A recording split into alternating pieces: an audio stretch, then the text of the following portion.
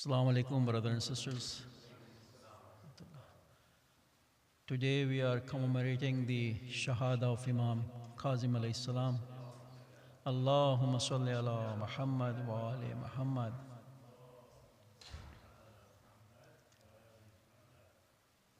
As we are discussing with the youth here, that no worries, we have less participation, but I'm old, so we take a kind of a rain check, but if the youth is here, there's more than enough. And from the endowment council side and board side, I really appreciate Sheikh Shafiq Huda. Whenever we call them at the last minute, and if he's there, he comes over here. So may Allah increase his tawfiqat, that he comes here all the time. He loves this community. And same way, alhamdulillah. So I'll request Brother Hussein to come and recite from the Holy Quran. Salli ala Muhammad wa ali Muhammad.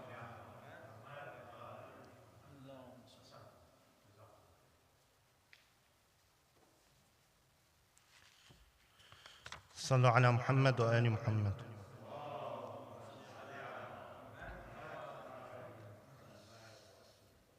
أعوذ بالله من الشيطان الرجيم. بسم الله الرحمن الرحيم.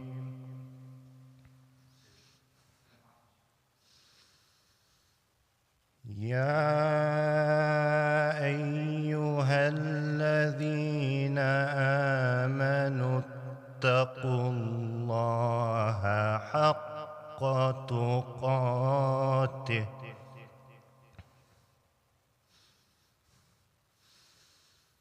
اتقوا الله حق تقاته ولا تموتن إلا وأنتم مسلمون.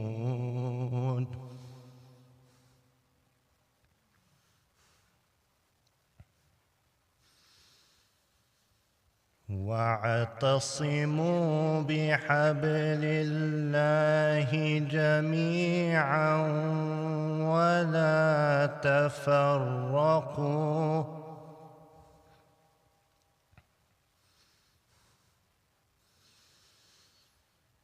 واذكروا نعمة الله عليكم إذ كنتم أعداء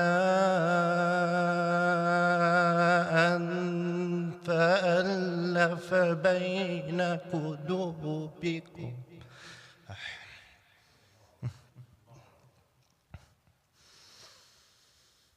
إذ كنتم أعداء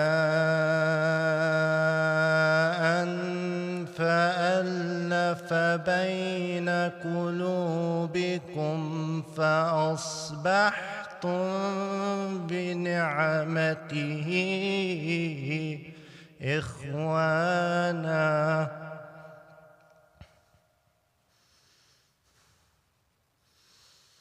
وكنتم على شفا حفرة من النار فأنقذكم منها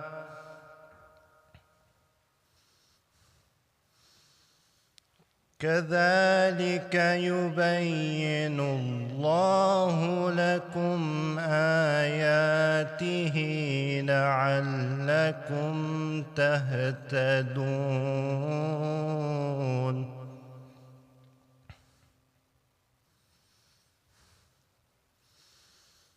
ولتكن منكم أمة يدعون إلى الخير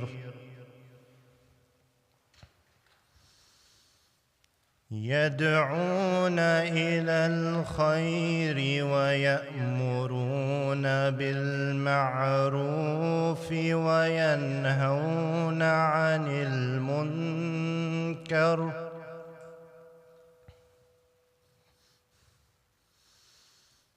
وأولئك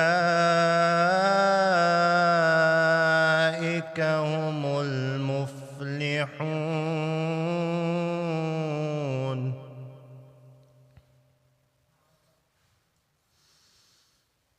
ولا تكونوا كالذين تفرقوا واختلفوا من بعد ما جاءهم البينات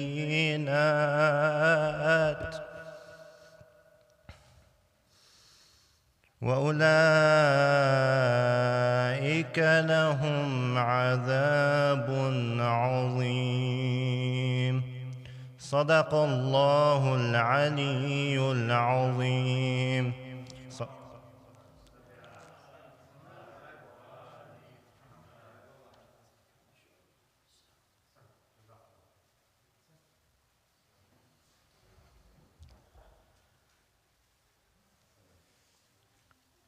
There is a saying of Imam Kazim alayhi salam,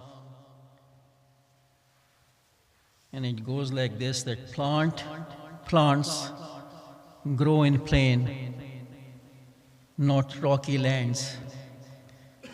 In the same way, wisdom will grow in the hearts of the modest, not the arrogant, because Allah has made modesty the instrument of mind and made arrogance the instrument of ignorance. Now I call upon Brother Ali Shaheen to deliver a short lecture. Brother Ali. Salli ala Muhammad wa ali Muhammad.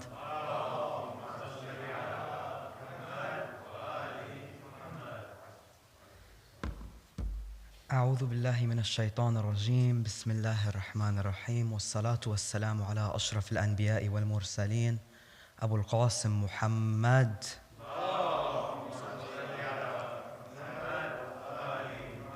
وعلى أهل بيته الطيبين الطاهرين وأصحابه الغر الميامين ولعنة الله على أعدائهم أجمعين. Imam Ja'far al-Sadiq and Imam Muhammad al-Baqir, during their imamah, they had a little bit of freedom where they could educate people. During Imam al-Baqir's time, the Umayyad dynasty was declining, and during Imam Ja'far al-Sadiq's time, it was overthrown by the Abbasids and a few Shia who promised to give the Khalifa to them. But they killed one of their companions, Abu Muslim al-Khurasani, the Abbasids, in a temple in Egypt. And they took it for themselves. After Imam Ja'far al-Sadiq was poisoned, Al-Mansur al-Dawaniqi wanted to poison his successor. So he asked Sulaiman, the governor of Medina, to find the successor in his will.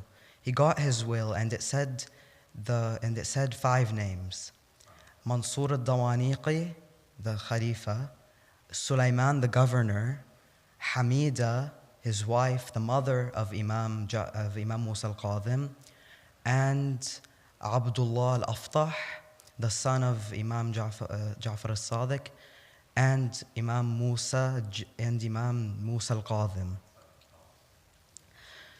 So Mansur, he did not kill anyone, because if he killed one of them, people would find out that he was also the successor. This is how the imamah was preserved.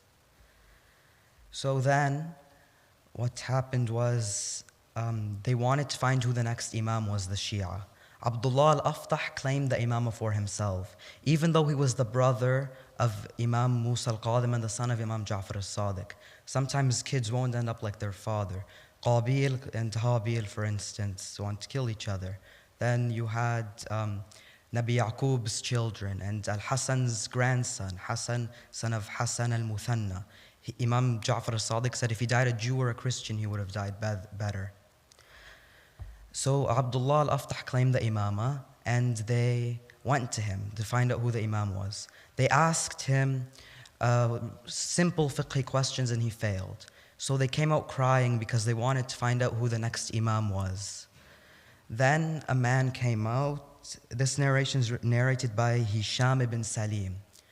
And an old man came and saw them crying. He waved to Hisham ibn Salim.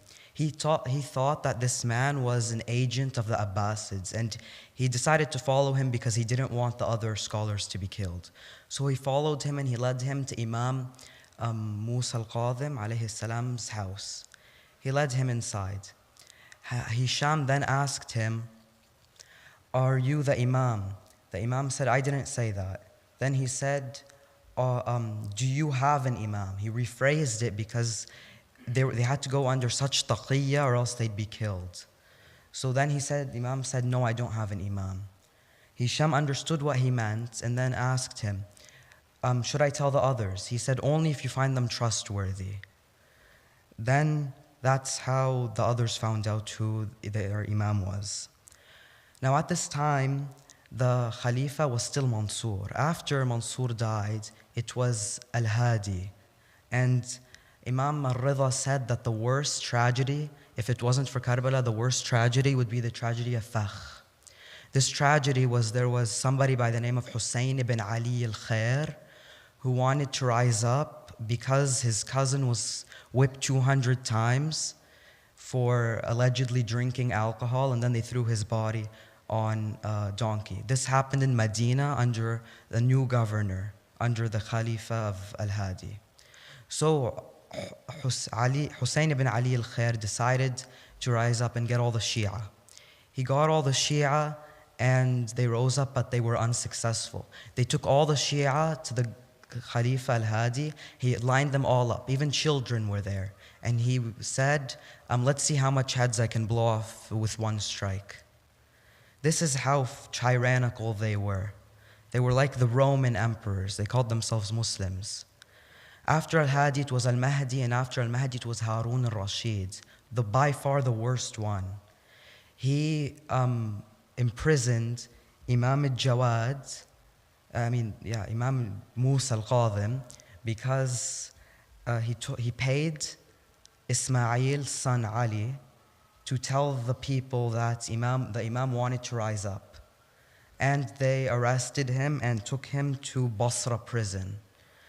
During Basra prison, his companions came, asked him, "How can we be good Shias?" He said, "Jim." That's how he replied, "Jim." There were three. One of them thought it meant go live on a jabal, a mountain. The other one said, thought it meant leave the country. So he left and lived in another country. And Bahlul, known as Wahab ibn Amr, noticed that he thought it meant majnoon, janoon. So he decided to act crazy. On one occasion, he was jumping on the throne of Harun al-Rashid, and the guards came and whipped him. Harun saw him and said, "Why are you crying?" The guards told him what happened, and then he asked him, "Is this why you're crying?" Bahlul replied, "No, this isn't why I'm crying. I'm crying because you're sitting on the throne that's meant for Ahlul Bayt." Then he ran off on a broomstick. On another occasion, he asked Harun, he wants to play with the keys to the prison, and Harun gave him to him, and he unlocked all the prisons, all the prisoners left. And then he found him crying in a graveyard. Harun went to him and asked him, why have you done this? What did you do? The Imam said, not the Imam. Bahlul said, "Please forgive me. I didn't mean to do this." He said, "How can I be forgiven?" He said, "If you get all of them here." And he was like, "Since we're already in a grave, let's just wait till they all join us." This is how much the Shia had to suffer, sacrifice their sanity. So much people say it's hard for us to be Shia. We have no idea how hard it is to be a Shia in their times. Now, Imam, he was then moved to Qantara prison, then prison of Fadl ibn al-Rabi', then to the prison of Fadl ibn Yahya, then to the prison of Sindi ibn Sahak. This prison had no light, so he didn't know when to pray or not. He had to ask the guards. On top, there was no light that came out. There was like a rock on top of a hole on the sky that light could come through.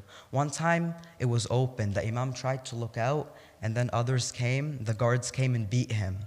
Imam couldn't move at all. They locked his legs in chains, so he couldn't move. The skin under the chain was rotting.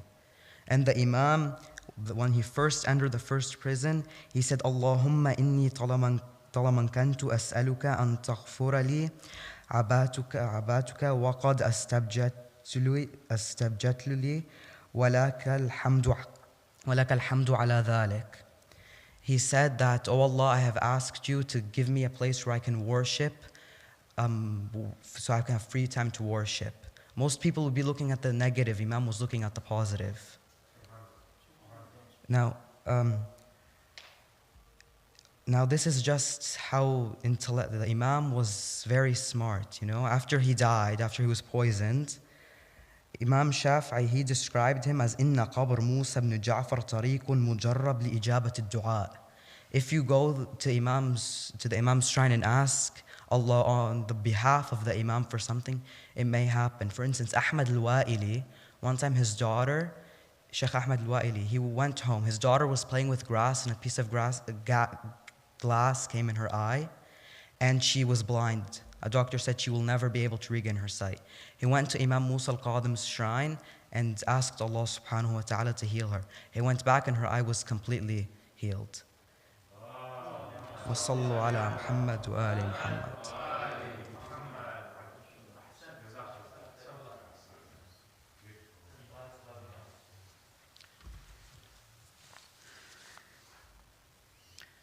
So there is another beautiful hadith, very simple hadith from Imam Musa al-Kadhim alayhi salam. It says that, so make piety your ship, in it to sail out safely, and make the faith its cargo. And putting trust in Allah, its sails, and intellect its sailor, and knowledge its guide, and patience its passenger. Salli ala Muhammad wa ali Muhammad. Now I request Sheikh Shafiq Huda to please come and enlighten us with his lecture. Salli ala Muhammad wa ali Muhammad.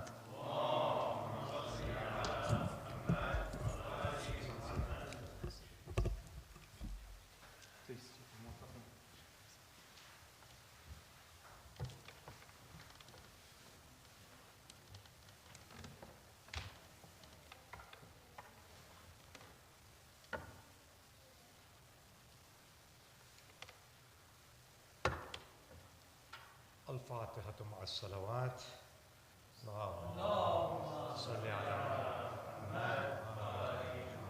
بسم الله الرحمن الرحيم. الحمد لله رب العالمين الرحمن الرحيم مالك يوم الدين. نعبد وإياك نستعين اهدنا الصراط المستقيم. لا حول ولا قوة إلا بالله العلي العظيم. حسبنا الله ونعم الوكيل، نعم المولى ونعم النصير. أعوذ بالله السميع العليم من الشيطان اللعين الرجيم. بسم الله الرحمن الرحيم. الحمد لله رب العالمين خالق السماوات والأرض، إلها واحدا أحدا صمدا لم يتخذ صاحبة ولا ولدا، والصلاة والسلام على أشرف الأنبياء والمرسلين خاتم النبيين رحمة للعالمين طه وياسين بالقاسم محمد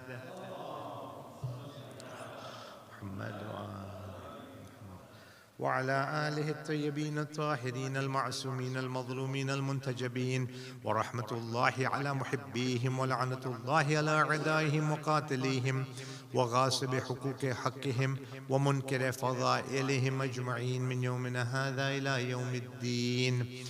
أما بعد، فقال الله سبحانه وتبارك في كتابه الحكيم وفرقانه المجيد وقوله الحق. بسم الله الرحمن الرحيم. قل لا أسألكم عليه أجرا إلا المودة في القربى. صلوات على محمد وعلى محمد.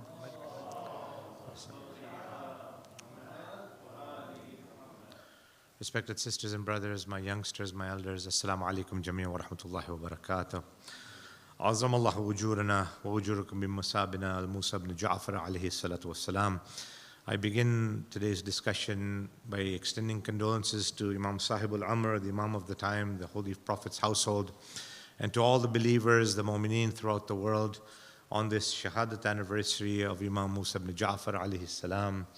Also very close to the Shahadat of Imam Musa ibn Ja'far is also the passing away of Hazrat Abu Talib, the father of Amir al-Mu'mineen, the uncle of the Holy Prophet.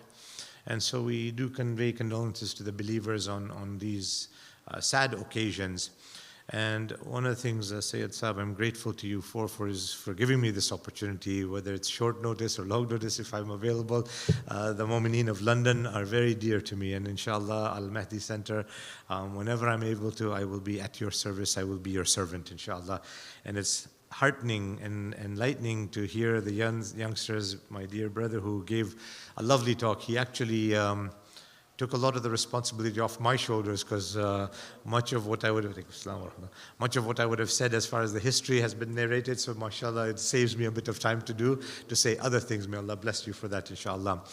And as you mentioned so beautifully, the youth are our future. And when they are here, that's all that matters. We don't look at quantity. We don't look at how many, how few. It doesn't matter. That is all irrelevant.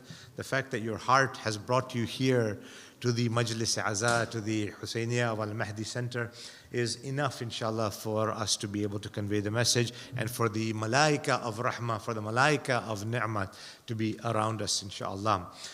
The Shahadat and the days and the life of Imam Musa ibn Ja'far is truly a sad one, as the brother already mentioned. A very sad history that the Imam had gone through at a time when taqiyya had to be used very widely because of the suffering, because of the torture, because of the situation around the Imam's life, what was happening. Because as was mentioned, as you mentioned so beautifully, in the time of Imam Baqir and Imam Sadiq alayhimus salam, peace be upon them, there was a little bit of a chance for them to convey the message of the Ahlul Bayt, the whole fiqh teachings. And this time of Imam Baqir alayhi salam and Imam Sadiq alayhi salam was a time when the Umayyads were about to fall, the Banu Abbas were about to rise. There was a lot of political wranglings and infighting taking place. And one of the things that I just wanted to clarify was that, a lot of people at the time of the downfall of the Banu Umayyah came to Imam Ja'far as-Sadiq alayhi salatu wasalam, and they said, Yabna Rasulullah, Bani Umayyah are falling, Banu Abbas are claiming to stand for what had happened in Karbala, to take revenge on the events of Karbala, so let us support them. This was their statement, and this was the slogan used by Banu Abbas, that they were claiming kinship to the Prophet's uncle Abbas ibn Abdul Muttalib. Okay, so that's why they were called Banu Abbas, the family of this Abbas, the uncle of the Holy Prophet. So they were claiming on one side that we are relatives of the Prophet, so obviously the Khilafah belongs to us. Secondly, what happened in Karbala was very tragic, and so we want to rise against Banu Umayyah for that reason. When Imam Sadiq was approached with this offer, and the people who came to him told him that they want to, try and, stand up for and avenge the Shahadah of Abu Abdullah, Imam Sadiq gave a very beautiful reply, which I want you to think about and I want you to reflect upon, inshallah. Imam says, yes, we want Banu Umayyah out, but we do not want Banu Abbas in. You see, in the world that we live in, often we find that there is only two options. Either it's the East or the West. Either it's A or it's B. And Imam Sadiq in his time had a vision and had a thought. At a time when most people were ready, I'm talking about the Shia, I'm talking about the followers of the Imam, were baffled, were actually drawn into this slogan by Banu Abbas by saying that we want to avenge Abu Abdullah, what happened in Karbala. So a lot of Shias were naive. And, as he mentioned, that, a lot of times that in times of tyranny, in times of tragedy, in times of such helplessness, we turn to whoever comes in the way. We turn to whoever might give us a little bit of hope. The Imam made it clear, you are bad, Banu Umayyah was bad, but Banu Abbas is not something that will be any better. And history shows us that that's exactly what had happened. It was not that they became any better. They just used the name of Abu Abdullah. They used the name of Imam Hussein. They used the tragedy of Karbala for their own advantage and for their own selfish motives, not for Abu Abdullah whatsoever. So it was a very challenging time. In fact, the Imam had encouraged most of his Shia to go into taqiyya, into religious dissimulation, whereby they would hide their faith, they would not disclose it. And the Imam actually made a directive.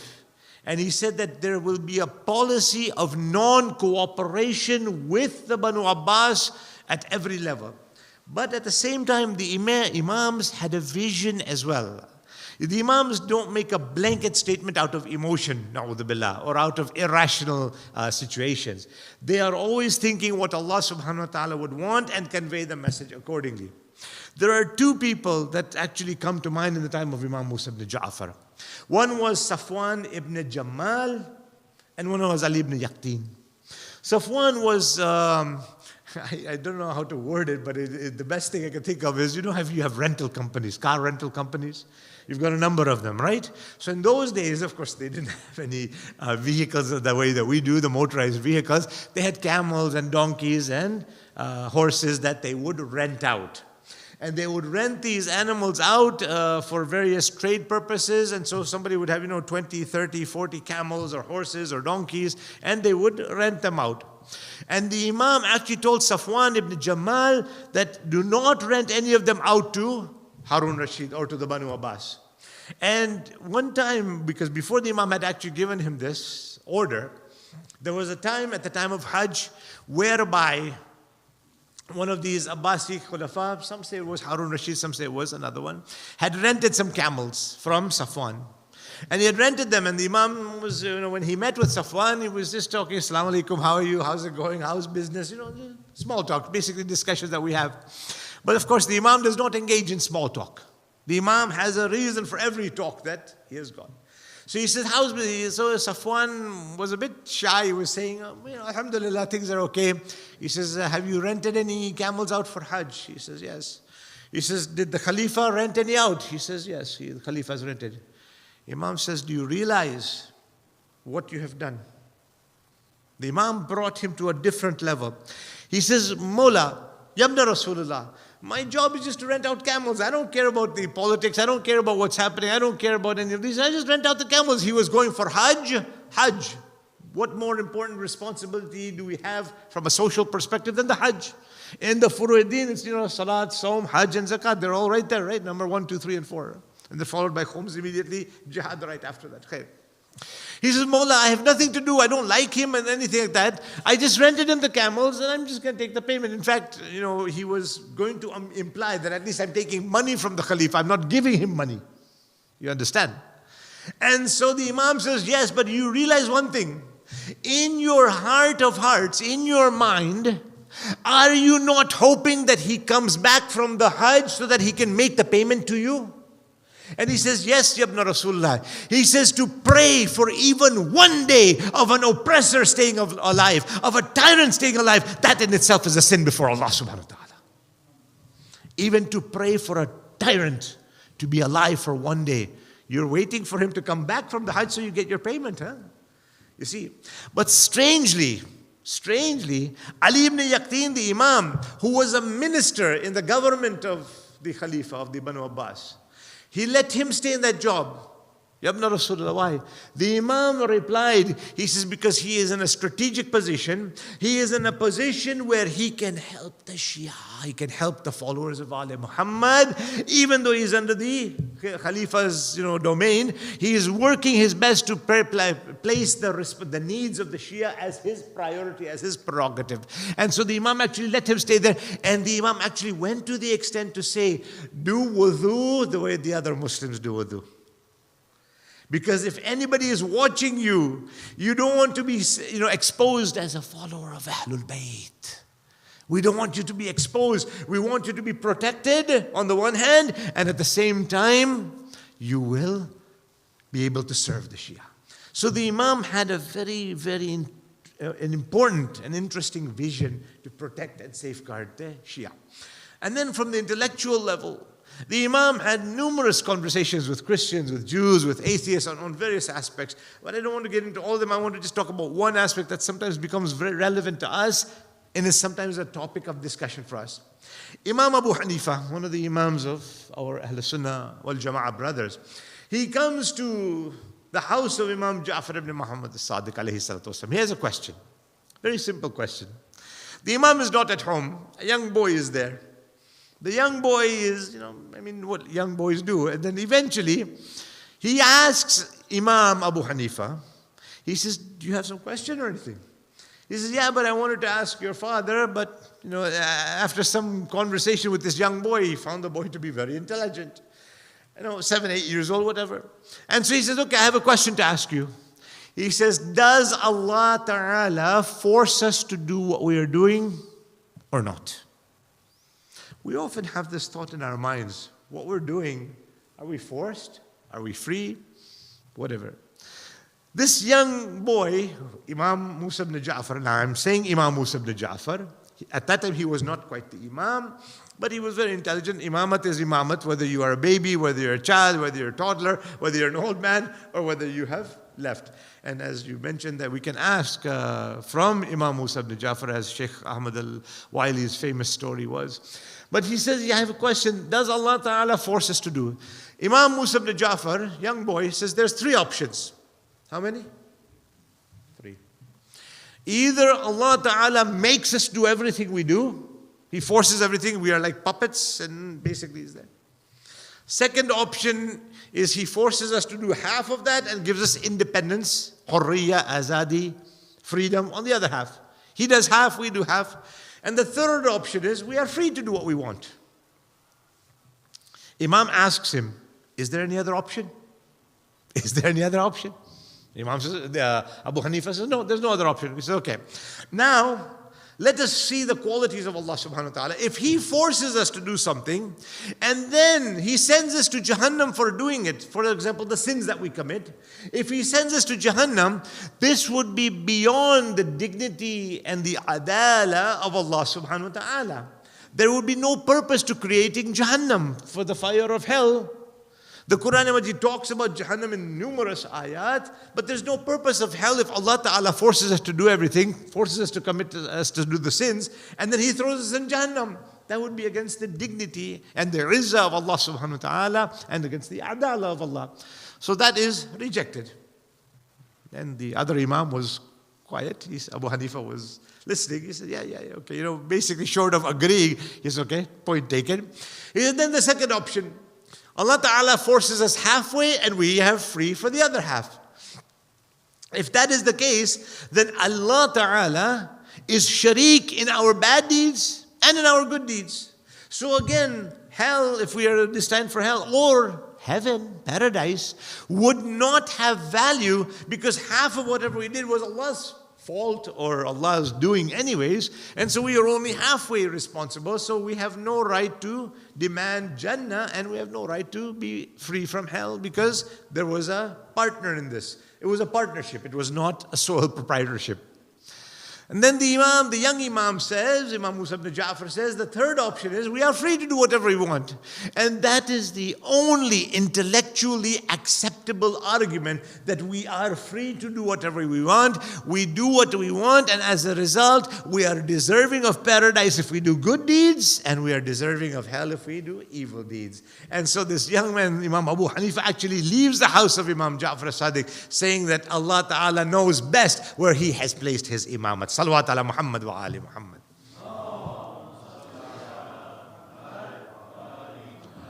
Imam Musa ibn Ja'far, Imam Kadhim, alayhi salam, the name Kadhim means one who suppresses his anger.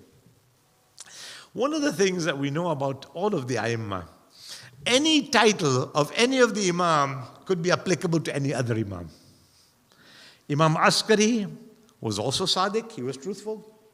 Imam Bakr was also Kadhim, patient. Imam Ali alayhi salam was, had the same qualities that Imam Muhammad Taqi had, the qualities of taqwa. So what I'm saying is every Imam had every other quality of the other A'immah. But there were certain qualities that stood out in the respective time of that respective Imam. And that is why Imam Kadhim alayhi salam was known as al-Kadhim, the one who suppresses his anger. Because there was numerous opportunities whereby people instigated him, provoked him, bothered him, troubled him in such ways. And then the Imam had to be patient and quiet in those ways that were unimaginable for us. One time, one of the descendants of Ibn Khattab comes to Imam Musa ibn Ja'far, and he starts saying bad things about Amirul Mu'mineen wa Imam al-Muttaqeen, about his grandfather, Mawla Ali alayhi salam. He says bad things, horrible things. The companions who are around Imam Musa ibn Ja'far, immediately they draw their swords. They want to kill this man. They want to kill him. He has instigated the Imam. He's instigated them. How dare you say something about Imam Ali? You know, think for a moment. If somebody says something evil about Imam Ali, we will be angry. But if somebody says something evil about your grandfather or your father or somebody dear to you, sometimes the emotions might be even more stronger. So here you've got both the grandfather of the Imam and the leader of the Muslim Ummah, Ali ibn Abi Talib alayhi salam, Amirul Mu'mineen, Imam al-Muttaqeen, the one who was Haydar Karrar, Ghayr Farrar. Jazakallah khair. Allahumma sal, Jazakallah khair. How hurtful would that be? The companions are ready to kill this man. Imam Kadhim said, wait, stop, don't do anything. Leave him. Leave him. Sometime later, the Imam knew that he lived in on a farm some distance away from the city of Medina. And so some day or so later, the Imam actually goes to the farm where this man who had abused Imam Ali alayhi salam used to live. When the man sees Imam Musa ibn Ja'far, he thinks that he's coming for some evil. So he starts shouting at the Imam. He starts yelling at the Imam. He says, get off my property, you're stepping on my crops, you're stepping on my plants, get out, get out. And he was really in a very abusive and illogical, senseless manner. Imam says, I've just come to ask you something. He says that, first of all, here's this 100 dirhams, in case if you think that anything has been done here for these crops, here's 100 dirhams for that. Here's 100 dirhams. So the man is a bit quiet for a moment. Then the Imam says that how much are you expecting to earn after you have planted the seeds on this area and they grow and then you sell the fruits or vegetables, whatever you have, how much are you expecting to earn? The man says, Allahu alam, those are things that only Allah Ta'ala knows. I don't know, Allah has the knowledge of them. Imam says, what is your expectation? What are you expecting to earn? All of us, we have an idea, we have a budget in our minds, right? My youngsters who are here, mashallah, majority of you youngsters, some of you have part-time jobs, some of you want to have part-time jobs.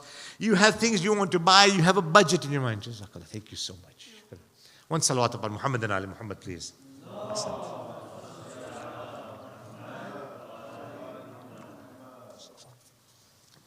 Allahumma lan qatalta al-Husayn wa awlad Hassan. You have a budget in your mind. I want to earn this much. Or you know that after you've worked this many days, my paycheck will be this much. I will give this much for the household expenses. I'll put this much as my savings and I'll spend this much. So you have an expectation idea. The Imam knew this. The Imam says, how much are you expecting? What is your budget? What do you propose that will happen? He said, I'm pretty sure, inshallah, whatever, I'll earn 200 dirhams. The Imam gives him another 200 dirhams. He said, this is for the crop that you will have. This is just a little bonus for you, a gift for you. And after saying that, the Imam has given him 300 dirhams. To whom? A person who has been angry at the Imam, who provoked the Imam, who instigated the Imam, who would have actually angered the Imam. Remember, al-Kadhim. After this, the man thinks, and the narrations mention that he actually repented. And the next day, when the Imam was going into the masjid, this man was already there. When he sees the Imam about to enter the masjid, the same man who has abused the grandfather of the Imam, the Ashab remember this, the companions of the Imam remember this. When the Imam comes in, this man stands up in respect to the Imam. He stands up and says, the companions are baffled. The Imam smiles and says, was your procedure better or was my methodology better? You wanted to kill this guy, beat him. I used my love to give him a different perspective. It's not easy to be nice to somebody who's mean to us. Out of our nature, we're good to our friends. We love our friends. We're friendly to our friends. We're kind to our friends. We're generous to our friends. Our enemies is a whole different ballgame. Our enemies we hate, we want to distance ourselves from, we want to try and cause as much harm as we can. If you look at the lives of the Aimma alayhimus salam, you see a code. I mentioned this last week, if you remember on the Wiladat of Amirul Mu'mineen, I mentioned that. I said oftentimes it seems as though the Imam is kinder to his enemies than he is to his Shia. Oftentimes it seems like that. Because I mentioned, if you remember last week, I said that the Imam has expectations from his followers. He has higher expectations from his Shia. The enemies are the enemies. Sometimes you can change them, sometimes you cannot. But one of the things that Imam Kadhim's name means, the suppressor of anger, the suppressor of his ghadab. There's a hadith from the 11th Imam, Imam Hassan ibn Ali al-Askari alayhi salatu wassalam. Salli ala. In which Imam al-Askari has been quoted as saying, Al-ghadabu miftahu kulli shar. Anger, temper, is the key to many evils. Miftahu kulli shar. It is the key to so many evils. And the question then arises, anger, temper. Shaitan has been quoted as saying, Mr. Shaitan, infamous Shaitan, Iblis. He says that there are 3 times when a believer is in my hand. And he gives a very beautiful example. Shaitan says, how you have a ball, a football, a soccer ball, and how kids play with the ball, how they kick it, they play with it, they hold it, they, maintain it. He says, I can control a believer on 3 occasions the way a child controls a ball. That believer becomes completely in my power. One is when there's a na-mahram alone with him, somebody who is not a blood relation of the opposite gender. When somebody is alone with a na-mahram, he says, I am able to control that believer the way a child controls a ball. Number 2, he says, when a believer has to make a decision, has to make justice, has to do justice between somebody who is their friend or family and an outsider, when they have to make a just decision, a fair decision. At that time, Shaitan says that believer is mine. Because our heart will be tempted to, issue a verdict in favor of our friend or our family. And yet the other person, the non-family member or the non-friend, might be the one who's correct. Shaitan says, I am there when a believer has to make a decision, has to make a fair judgment between somebody who is theirs and an outsider. He said the 3rd time I have control over a believer is when the believer is angry. When a mu'min is angry, when he's got that anger, temper, somebody has done something to him, somebody has said something to him, some situation has caused him to be angry. Because now what happens, if I'm angry at you, I will start swearing at you. I will raise my voice. The Quran Majid says, be careful when you raise your voice, you sound like a donkey. I will start swearing, so I'll use bad language. I will be committing that sin. I might hurt you. I might hit you. I've committed another sin. I will start talking bad about you, backbiting you. I'll go to other people and tell them how bad you are. Backbiting is done. Tuhmat is done. I'll do false accusations. I'll start cursing your uncles, fathers, friends, brother and everything. You see how many times, how many sins can be created? And so Shaitan says, when you have got anger, I'm controlling you. Al-ghadabu miftah kulli shar. Be careful of your temper. The question then arises, a natural question arises, Ya Allah, Ya Rabbul Izzati wal Jalal, oh my Creator, then why did you give us ghadab? Why did you give us anger? If anger is so evil, if temper is so evil, why do we have it? Well, now we have to do a little bit of an analysis. Allah Ta'ala, whatever He has given us, simple equation, a simple conclusion is, whatever Allah Ta'ala has given us should be used for the sake of Allah. So that means that the temper we have, the fact that anger is a part of a human emotion, feeling, it's a part of our nature. This is something that we all have in us. But it needs to be used for the sake of Allah subhanahu wa ta'ala, not for the sake of our ego. That means that temper should not be used against somebody who is smaller than you, your younger sibling, your parents, or used by parents against their children, or used by husbands against their wives, or their wives against their husbands. The anger should be used for the sake of Allah subhanahu wa ta'ala when you see wrong taking place, when you see oppression taking place, when you see tyranny taking place, when you see sins committed. Then the anger should come out. One salawat upon Muhammad and Ali Muhammad.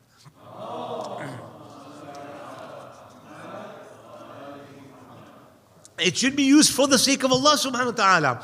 But what happens? We use it the other way around. We use it to be bullies, and to use it for our egos, and to use it for me, myself, and to show our power, and to show our strength.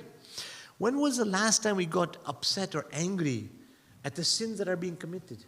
Look at the society we live in. There have been things changing, things happening, things going against human values. I'm not even going to talk about Islamic values. Islamic values will take us to a different level. You know, when the last time you saw somebody eating something haram or drinking alcohol, did our heart feel angry? I'm not saying do something about it. I'm not saying go and hit that person or take that beer glass away or that wine glass away. But I'm saying when you see a sin being committed, do we feel that anger inside our hearts? When we see this LGBT whole lobby group changing things, the curriculum in the schools, the acceptance of these same gender relationships, do we feel upset? Do we feel angry? When we see killings taking place, thefts taking place, immoralities taking place, adultery taking place, do we feel that pain, anger? Do we feel that discomfort? Do we feel that hatred, or are we, hey, we're cool with it. Hey, it's all right. None of our business. At least we're not doing it. You see what happens now? The media, our upbringing, the educational institutions, the society around us, our peers, our non-Muslim peers, they have made us accepting of whatever is right, whatever is wrong, whatever is halal, whatever is haram. It's all cool, it's all okay, it all doesn't matter. None of your business what that other guy is doing or what that other girl is doing. And so that hatred, that anger, that temper that Allah Ta'ala gave us subsides for the wrong purposes, subsides for the wrong reasons. We become apathetic. We become non-feeling towards these things that are haram, that are forbidden. And Allah Ta'ala gave us that for the sake of His purposes, for His use, and for us to be uncomfortable, for us to have anger against dhulm, against oppression. When we see what is happening in so many parts of the world, we have reached a point where it doesn't matter to us, it doesn't bother us. When we read about Yemen, when we read about Nigeria, when we read about Palestine, when we read about Lebanon, when we read about Iraq or Afghanistan, or all these places where there's injustice taking place, then we don't feel it. Instead, the media portrays these statements. Oh, these refugees are coming and they're taking our jobs and they're taking our money and they get welfare. When I was in England, they were talking about how a refugee who has fled from a war-torn country, they get more money than a hardworking British person in England. And this gets, in the media and goes out in social media. These refugees come here and they get more money than we get. And we've been working all our lives. And, there was Tariq Ramadan had given a very beautiful statement. He said, don't hate the refugee. Hate the one who made him a refugee. You think I wanted to be a refugee? You think the refugees want to be refugees? You think this was their choice? They left and they fled their country? I'm sure everybody wants to be able to live in their home countries freely, happily, with enough rizq, with enough sustenance, with safety, with amne aman. But what do? We take our hatred on the refugee instead of the one who made him the refugee. We see the oppressor as the oppressed, and we see the oppressed as the oppressor. The media is notorious. They'll say, oh, look, Hamas fired this missile and killed, a field, an empty field on this farm. And, they killed that field and all that. And people say, oh my God, and the Prime Minister issues a tweet, and the Minister of Foreign Affairs issues a tweet, and people get all emotional. Oh, a missile went into that field, and now, some crops won't grow. And yet, a 6-year-old Palestinian will be killed by an Israeli settler, or, what? It happens. You see what has happened? The oppressed becomes the oppressor, and the oppressor becomes the madhloom. And they do this everywhere. They do this in Iraq as well. Oh, they have weapons of mass destruction and people don't do anything about it. They found out that it was a lie. And I'll tell you something.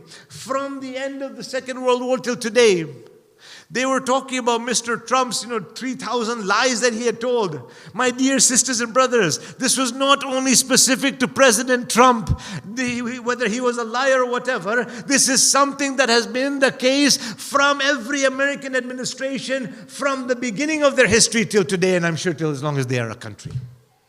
And we get baffled into it. We get fooled into it. The media, the media manipulates our minds. And they say, oh, this is the madhloom, this is the zalim.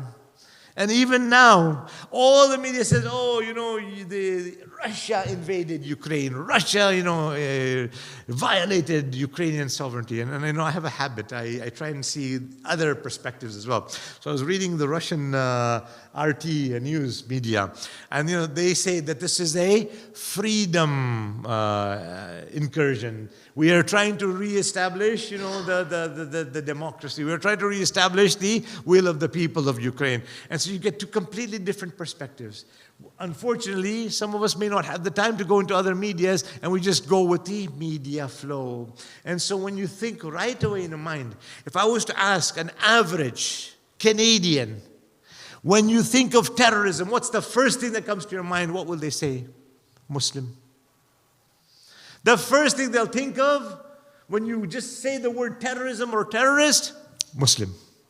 You see what manipulation takes place? When you tell them that what is the one word that you know in Hebrew, there was a survey taken. You know what that word was? Shalom. In Hebrew, the Jewish language, the first word that an average Canadian said was shalom, which means peace. Salam, shalom. So they said that right away, evil is tied in as with Muslims.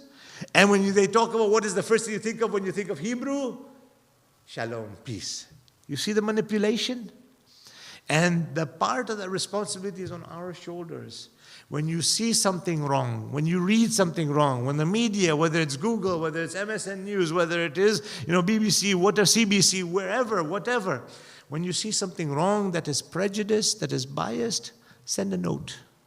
Send a letter. Send just a couple of lines that I don't like that this has been prejudiced.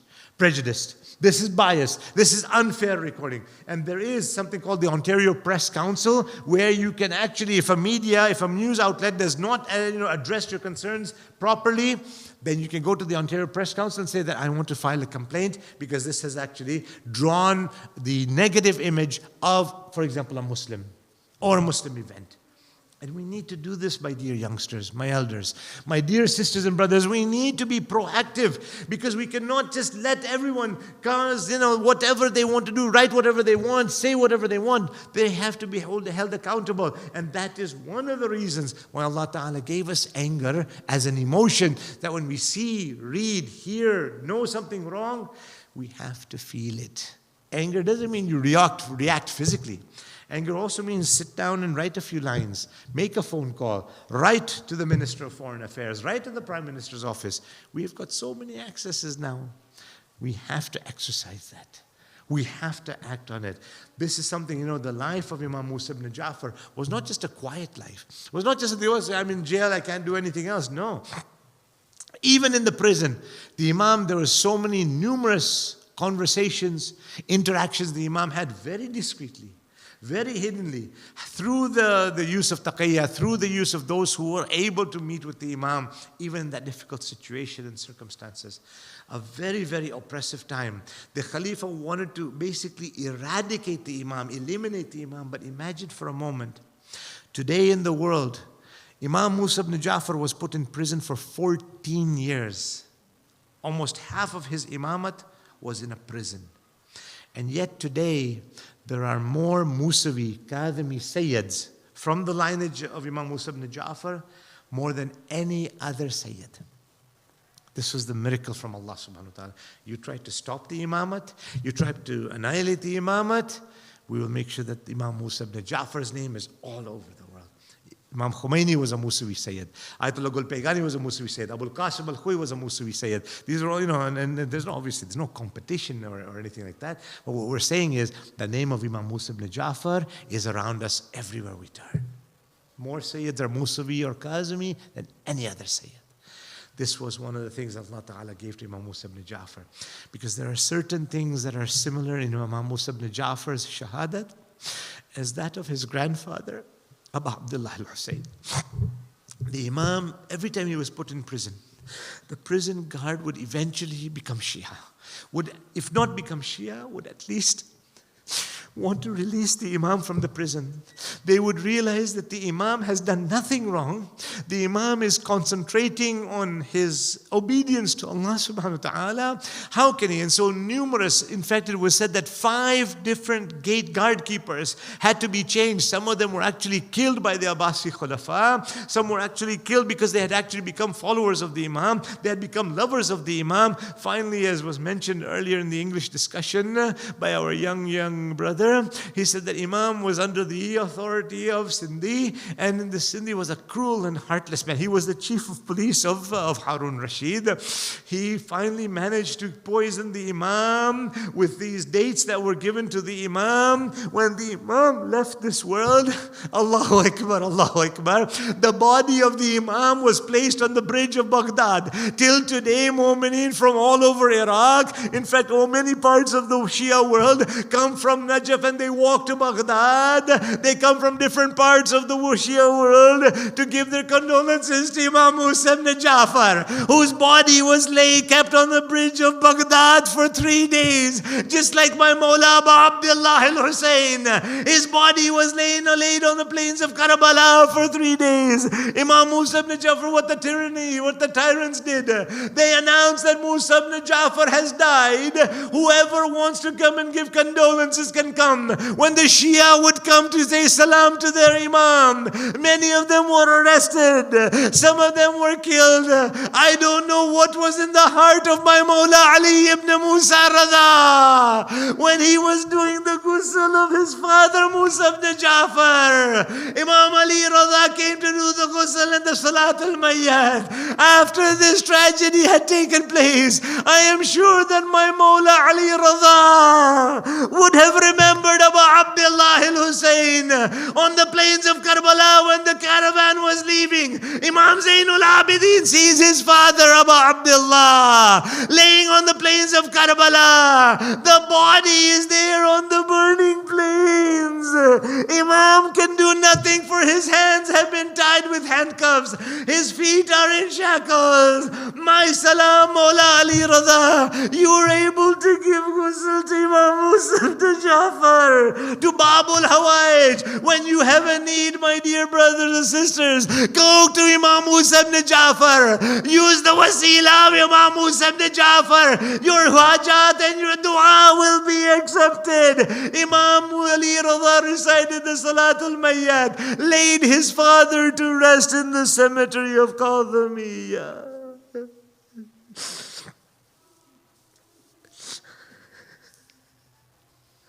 Assalamu alayka ya Musa ibn Ja'far. سيعلم الذين ظلموا يمن كلمون Inna lillahi wa inna ilayhi raji'un. Oh Allah, accept this ibadat from us. Accept our deeds today, Ya Allah. Forgive our sins, bihaqqi Imam Babul Hawaij. Give us the tawfiq to act on the teachings of the Holy Quran and the Ahlul Bayt. Ya Allah, those who are ill, grant them shifa kamala from their illnesses. Those who are in debt, help them fulfill their debts. Ya Allah, give our students, our youngsters, our youth success in their studies, inshallah. Maintain and protect their iman and their taqwa, Ya Allah. We ask you, Ya Allah, to protect our ulama, the maraja, the mujtahideen, the wali faqih who are serving while the Imam is in occultation. Grant them a long life and safety amongst the difficulties that are around them. Ya Allah, we ask you to return our Mawla Imam al-Hujjah back to us. Let us be in the army of the Imam. Let us see Zamana-i-Dhuhur with our own eyes and stay with the Imam till the end of our lives. If I can request all of you to recite 5 times together, Amma Yujibul, for those who are ill, for Allah Ta'ala to give them shifa, for our wishes to be accepted, for the protection of Imam Sahib al-Amr, and for the safety and the security of those who are suffering in Lebanon, in Iraq, in Afghanistan, in Pakistan, in Nigeria, in Yemen, in Bahrain, in Eastern Hijaz, in Palestine, in Lebanon, in Iran under the sanctions, in Venezuela, wherever there is suffering. Everybody recite together, please. Bismillahir Rahmanir Rahim. Amma